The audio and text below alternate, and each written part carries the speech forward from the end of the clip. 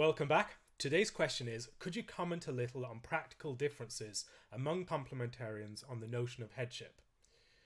Sure, this actually might tie in quite well with some of the discussions I've had in the last couple of days on the sex recession and also on the notion of worldview and our emphasis upon ideology within the current context. Complementarianism is, for the most part, in most of its iterations, an ideology. It's not so much about attending to reality and engaging with reality so much as a certain set of rules and roles, a certain ideology that is brought to reality and doesn't actually attend enough to the parameters, limitations, and concrete embedded situations within which we're working. Now, there are ways in which we're obviously supposed to take concepts and bring them to reality and engage with reality, bring scripture and these sorts of things to help us to understand the world. But there's a danger of having a sort of ism. There's a danger also of moving in the direction of a position that's very much based around a certain sort of performativity, that we're creating a sort of act, a performance that creates a reality, rather than actually learning how to work with the grain of our natures, the grain of the world, the grain of the way that God has created things. And complementarian positions at their best have been about working with the grain of reality, recognizing the differences between men and women, where men and women most thrive, and considering how within the specific limitations and contexts in which we find ourselves, we can work towards a situation whether within our particular relationships or within the broader context of our society, we can work towards a situation within which more people thrive. And that has generally been the better forms of complementarianism. They've worked towards that and had much less about the ism. Now, one of the areas at the heart of complementarian positions is this idea of male headship. And in many contexts, it's the idea that the man is the boss. God has said that the man is the boss, and so we have to play it out in that way. And you need to perform that way within your marriage, etc., etc. In scripture, actually, it does not say the man should be the head. It just says the man is the head. This is just a fact of the world, that the world has been created in such a way that the man is the head. Now, that's not just a matter of meaning that the man is the one who goes around and tells everyone what to do. Rather, it's instructive to look at the way the concept of headship is used more generally. For instance, the way that it's applied to Christ, where Christ has authority and power in the world of all principalities and powers, and he is the head of the church. Now, what does that mean? What it means is that Christ is the preeminent, prominent one within the church. He's the one who stands at the head of the church and leads the church out into the world. He exercises his power within the world on behalf of his bride. And so it's a statement about the actual fact that men are the stronger sex, that men in just about any single society you could care to look at, that men tend to establish the structures, tend to establish the ruling systems, tend to establish the institutions, tend to invent things, tend to pioneer things, tend to be the ones that display the pronounced agency. And through that agency, they are the ones who are at the head of society. And same within the marriage for the most part. That is the way that things play out. And even it's not just in that sense of greater strength, it's also the way what the father represents, for instance. The father represents something different from the mother who has that immediate bond with her child. The father represents a difference and an alterity within that pulls that child out into the world. Now, the father may not do that very well, may not occupy that position very well, but no one else is occupying that for him. The mother relates to the child in a way that's conditioned by the fact that she bore the child within herself. And when we're thinking about these things, we need to focus a lot more upon how these are rooted within reality, and we're acting out of these real identities. And then how we function is secondary to that. We live in a context within the world today, however, where exercising agency and having dominion and authority and these sorts of things are very much, that realm has been very much diminished. And so increasingly we are working for the sake of other employers, we're working in other households, as it were, not within our own. And so the idea of the home as a realm that's working out into the world, that's exercising rule and dominion over the creation, and doing so in a way that allows the people within it to thrive. And that's just not the reality for most of us today. For most of us today, people go out to work and then they return to the home as a realm of consumption. The home isn't really a domestic realm in the same as a domestic realm. It's very much shriveled. There's not much that takes place within the home in terms of domestic activity, and in terms of the domestic care that would once have taken place there, the sort of education, the sort of health care, the sort of provision and all these sorts of things, so many of those have been farmed out to other agencies, outsourced. And increasingly, the home is a ghost town for much of the day, and then we return at the end of the day to consume. On the other hand, the home isn't really a site of production anymore. And as the home has ceased to be a site of production, it's become a place where the man first, and then the woman as well, leave the home and go out and work somewhere else. And so the whole dynamics have changed. And within this sort of situation, what is left of the home is a very feminized place. It's a realm where it's very much ordered around the woman. You go into the average home and you can see that right away. The average home is ordered around a woman's preferences. The woman will be the one who primarily chooses the decor, things like that. And it's a realm in which it's a sort of limited nest. Now, there are certain parts of the home that often the man can feel are more his own. So you can have the man cave, or the attic, or the basement, or the office, or the shed, or the garage. These are realms of where man exercises his characteristic agency and it tend to push out more into the world. They're not realms of hospitality, not the realms where people are being invited in, but that's what it has become. And so the home is not a realm where we are really working out into the world anymore. And that leads to a problem, because the concept of headship is very much connected to those concepts of dominion within the world, agency moving out into the world. And in the context that we now face, the context of the concept of headship mutates. So there are some people that just abandon it altogether and then complain about the inequality of society, where men clearly are the ones who set the terms, who establish the structures, this sort of thing. And we need to equalize this by displacing power from men, increasingly placing it into systems, impersonal systems, and then farming out that authority to people within those systems. Now, that's one way of approaching the problem. That's a more egalitarian approach.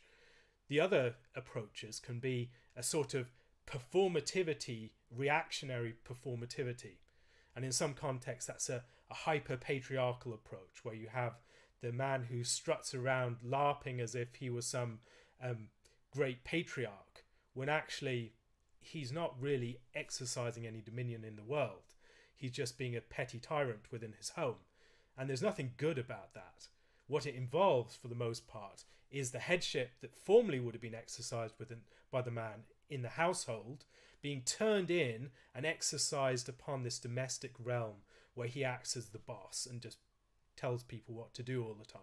It's not a healthy situation. It's not healthy for him. It's certainly not healthy for his wife and children. And that is the approach that some people have taken. Whereas for the most part, the complementarian response has been a different one. And the complementarian response has been to salvage the concept of headship through sort of domestication of the notion of headship, through notions of servant leadership and things like that. Two great quotes from James Davidson Hunter on the New Evangelicals, that he describes these sorts of dynamics and the rise of the complementarian movement. Aaron Wren brought these quotes to my attention. I find them very perceptive, particularly as they're written a few decades ago now. He writes, an unusual kind of doublespeak is taking place. On the one hand, the man is encouraged to assert a forceful leadership in all matters pertaining to the organisation and development of the family. This would include matters of spiritual maturation, child discipline, family responsibilities, and the myriad decisions any family has to make. He is to command respect and ultimately the willful submission of his wife and children. He is, after all, ultimately responsible for keeping his household in order. On the other hand, he is encouraged to cultivate the emotional development of his children and open and expressive emotional bonds of intimacy with both his children and his wife. The upshot of this is, though the husband and father has ultimate authority, that authority is qualified by an emphasis upon sentiment. To maintain final authority and to carry the form of strong leadership normative for centuries past, a clear difference in status from other members of the family was required. Patriarchy, in other words, required the husband to maintain social distance from the rest of the family. That social distance, though, is significantly reduced, if not eliminated altogether, by the normative expectation of sensitivity and intimacy. In this sense, his authority becomes purely theoretical and abstract. Paternal authority is no authority at all. He writes again, the emphasis on the requirement of the husband to love his wife, defined as follows: to be sensitive to emotional needs, to be patient with, to show eager and solicitous concern for her happiness, and to consider her opinions as seriously as he regards his own, is so prominent that the relationship remains hierarchical in principle only. This becomes especially clear when the lay and professional experts affirm the authority of the husband, but simultaneously describe wives as equal partners, total companions, friends, joint heirs, true comrades, and the like.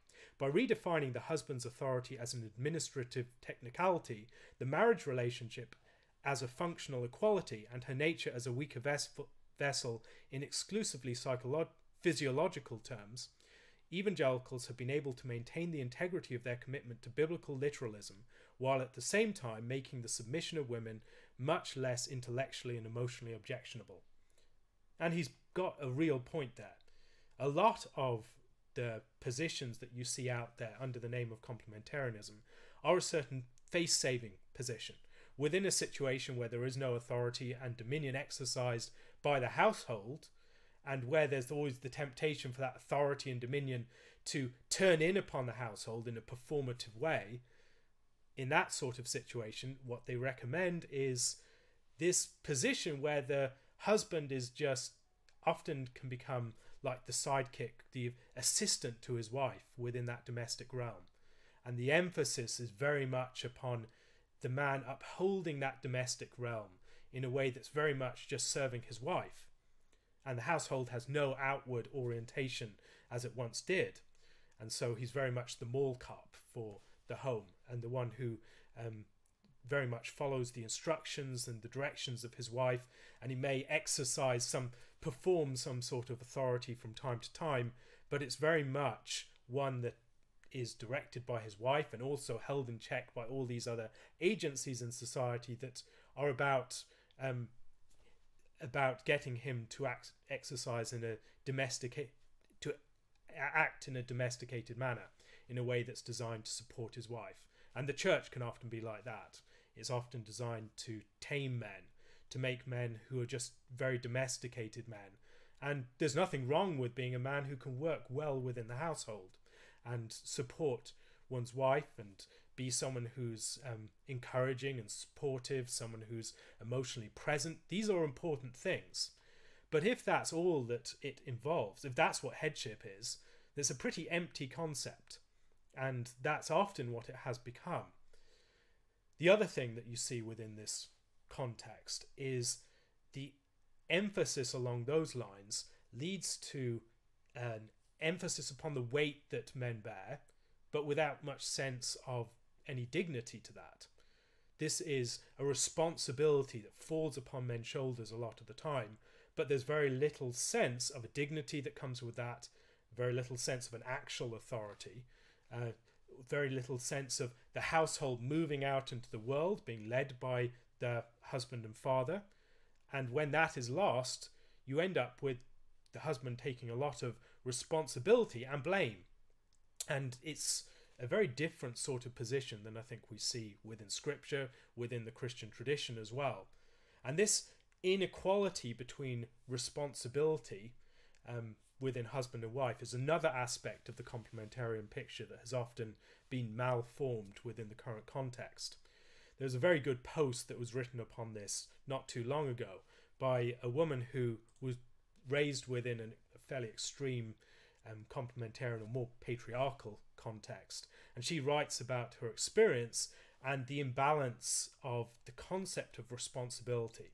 So responsibility being placed overwhelmingly in the hands of men, but that responsibility is one that is, first of all, it's emptied of the dignity and actual authority. So the man bears a lot of responsibility but does not actually have a lot of true authority in these situations, because the household really isn't doing much, and so often his authority is in principle only. He's a figurehead rather than anything actual. And she writes about this as a glowing ball of responsibility. In my old society, men were formally and strongly given the glowing ball of responsibility. This was great, and it also really sucked. It sucked bad enough that I'm not totally sure being a woman was worse than being a man. I talked a bit about the men being expected to go die thing, but there's another aspect here too. The nature of holding the glowing ball of responsibility means that if things are hard, it's your fault, and you're less likely to complain or try to institute systemic change. It means that your pains are more invisible, because it starts and ends inside of you. When you hold a glowing ball of responsibility, it doesn't even cross your mind that you try to make the world change. No, what's happening is yours. Yes, Eve gave you the apple, but the world entered sin through you. There's no room to blame others. You need to be stronger. You need to handle this. Your weakness is yours. When the glowing ball of responsibility is outside of you, you search for change through others.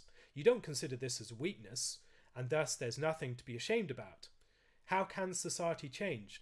You're fine with taking those antidepressants. When things are hard, the world could be better. You shouldn't have to live like this. Your pains are visible, because making progress requires noise. You need to have higher standards. Your boyfriend shouldn't be abusive. So if you're going to break up with him and then speak loudly, loudly about signs of abuse and things you shouldn't put up with, and then join Facebook groups where you affirm each other and list things you love about yourself. These two modes have drastically unequal visibility from the outside, which means if you had an equal amount of suffering between men and women in a society of traditional gender roles, this would look like a society in which women suffer more. The fundamental divide in my culture of traditional gender roles was the allocation of responsibility, and I see no evidence that our current culture is doing much different.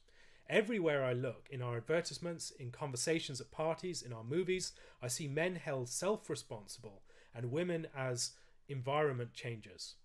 This is a bit of a meta problem. Both roles create issues. Men tend to be stoic, emotionally repressed. It's my fault. In greater positions of power, I need to work harder, provide for my family, generally over women. Women tend to view themselves as more helpless than they really are. Society is the problem. But society's answer to this isn't to lower the amount of responsibility we give men and raise the responsibility we give women, or even to just acknowledge the responsibility gap at all. It's to blame the issues that arise from the responsibility gap on the side of the gap that is built to accept responsibility. Men. Patriarchy. Men's fault. When women support it, we say they've simply internalized the messages of men and then pluck that glowing ball of responsibility right out of their dainty little hands. Victim blaming. When we decried suggestions that women alter their behaviour to reduce risk of assault, though appearance influences catcalling, we're shoving responsibility straight into the environment. There's almost no body acceptance movement for men. Advertisements portray men as either the butt of jokes or muscular and handsome. Why? The attractiveness of a man is their responsibility. Contrast this to 1 out of a billion ads for women, where their feelings about their attractiveness are taken out of their hands and placed directly into the environment. It's also easy to find articles that place responsibility in the environment by listing ways workplaces can be more woman-friendly. If women aren't in enough powerful roles, society's reaction is to place the fault outside of the woman. Reversely, I tried to find articles on how to make women-dominated workplaces or housekeeping advertisements communities more male-friendly, but I couldn't find any. And she puts her finger there on, I think, some very important issues within certain forms of complementarianism, but also more widely within society. That there is this deep imbalance between male and female assumption of responsibility. And so even if you look at much feminist movements, look at feminist movements and pay attention. Are they seeking to create power and take responsibility, or are they seeking to be empowered by some other party and to get that party to take responsibility for them? And generally you will find it's the latter. And that party is implicitly patriarchal, but the expectation is that men are the ones that are responsible. Men are the ones that have agency. Men are the ones that have power, even in the heart of the feminist movement, which claims to be about equality, but often there's this imbalance of responsibility at the very heart of it. And she puts her finger upon that dynamic. Now, within complementarian circles, when you have this emphasis upon responsibility without actual authority, and that's more generally within the world, increasingly men don't actually have, men's authority is being denied to them. They can't exercise power, they can't gain power, they can't form groups, they can't exercise their agency in the way that they would want. Currently, you find that all these things tend to be closed down and displaced, and then we need to empower women at every point. And then the problem is that what you have is no actual authority, no actual or limited actual authority and power, but a lot of responsibility. And so in that situation, what you have is a very toxic situation of blame and shame. And what you see, I think, in many churches, complementarian churches, is this approach of blame and shame and responsibility, but very little sense of actual authority, or seeking to reclaim agency within the world, seeking to reduce our alienation from our labour, seeking to reduce our alienation from our agency and the groups in which we might attain to a full stature in our agency. All that alienation is denied, and as a result, what you have is a situation where the responsibility is placed upon men's shoulders, but they don't really have a lot of agency or authority allowed to them in order to fulfill that responsibility. And then what happens is that the concept of their masculinity becomes deeply attached with the idea of shame. You see that within certain forms of feminist masculinity. Toxic masculinity is the thing that men keep getting told. Now, what does it look like for a man to exert himself to fully exercise his virility and not be toxic?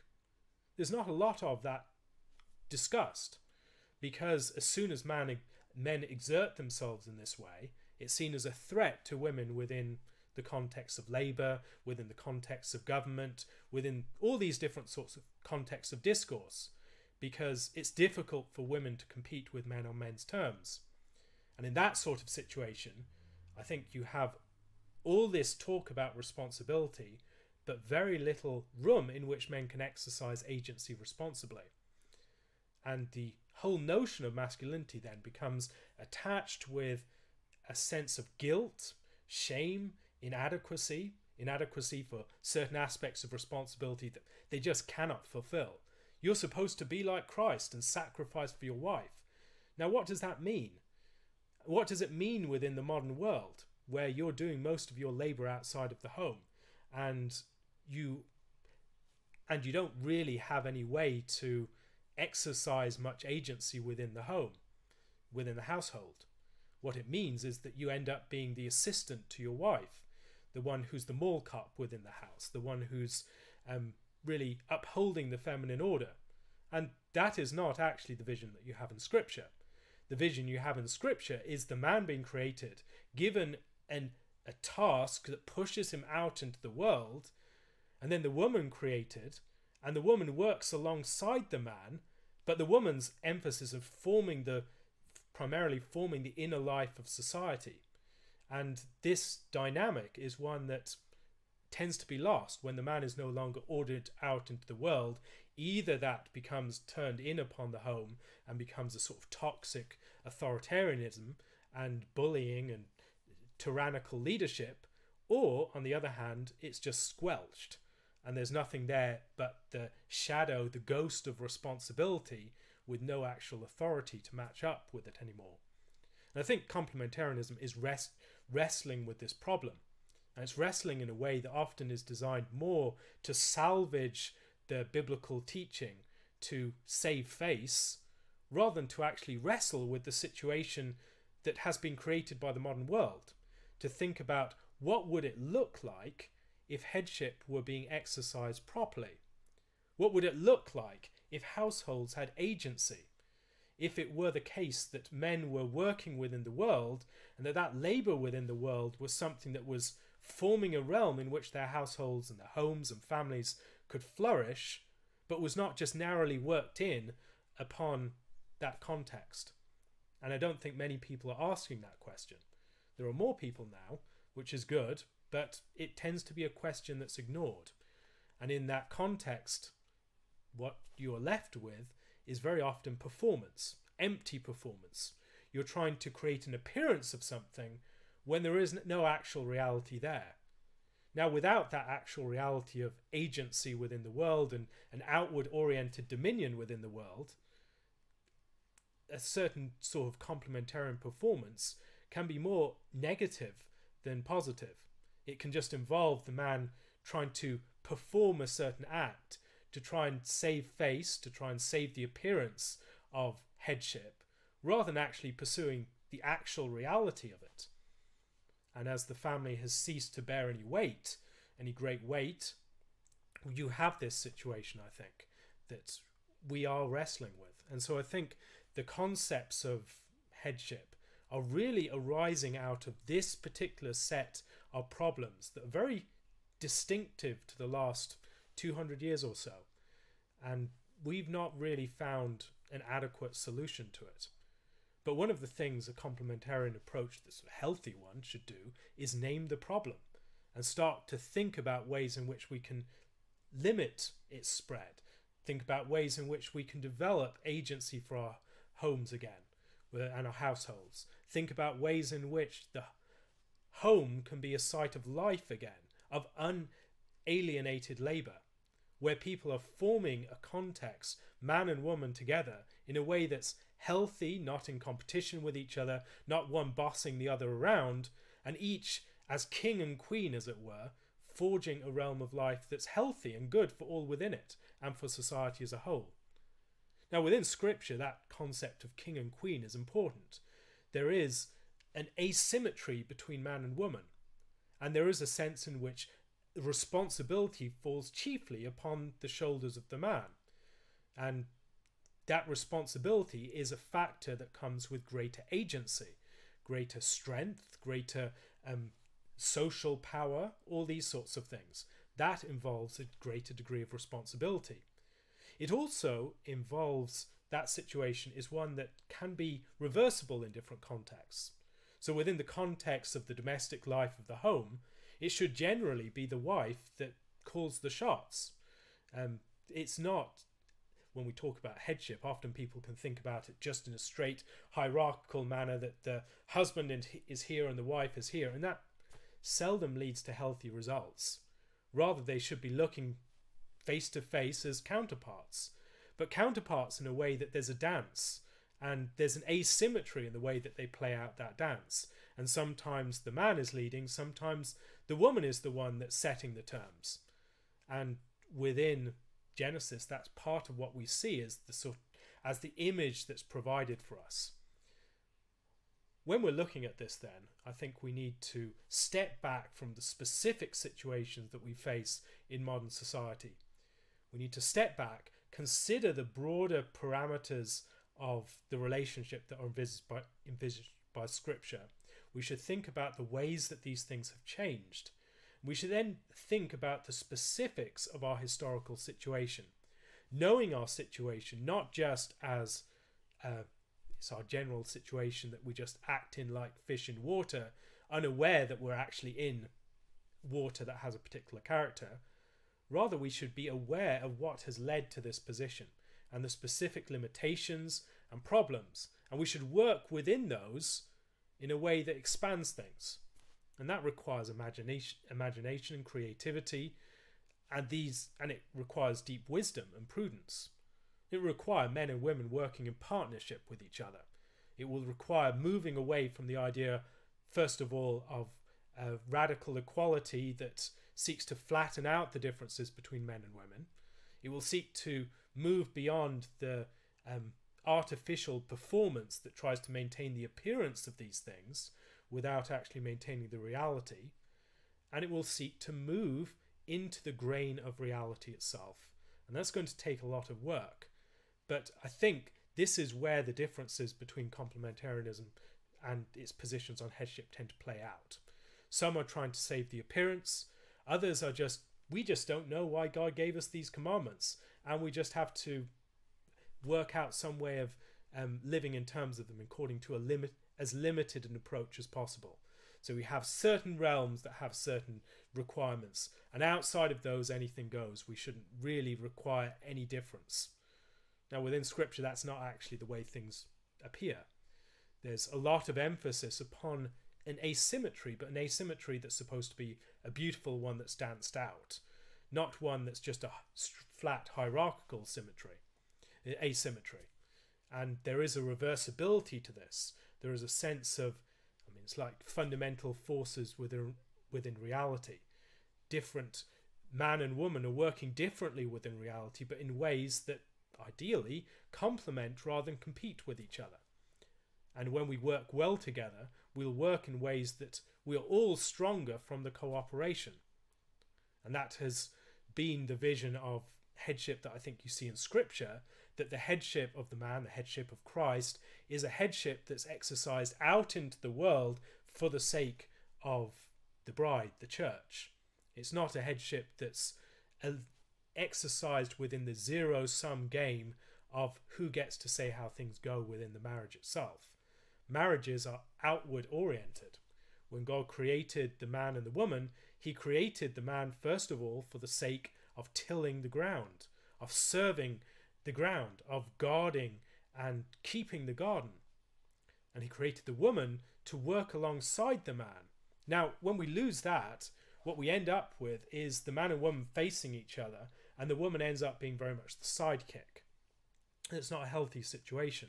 Rather, marriage should be ordered out into the world, and there's a sense in which the man leads in that, but yet that is something that requires both parties working together in asymmetrical but mutually reinforcing ways, not as a zero-sum game. I hope this has been of some help in answering that question. There's so much more that I could say about this and have said about this and will say about this. If you have found this helpful, please share these videos with others. If you would like to support these videos, please do so using my Patreon or PayPal accounts, and you can leave any questions you have on my Curious Cat account. Lord willing, I'll be back again tomorrow with some more thoughts on the story of Abraham. God bless, and thank you for listening.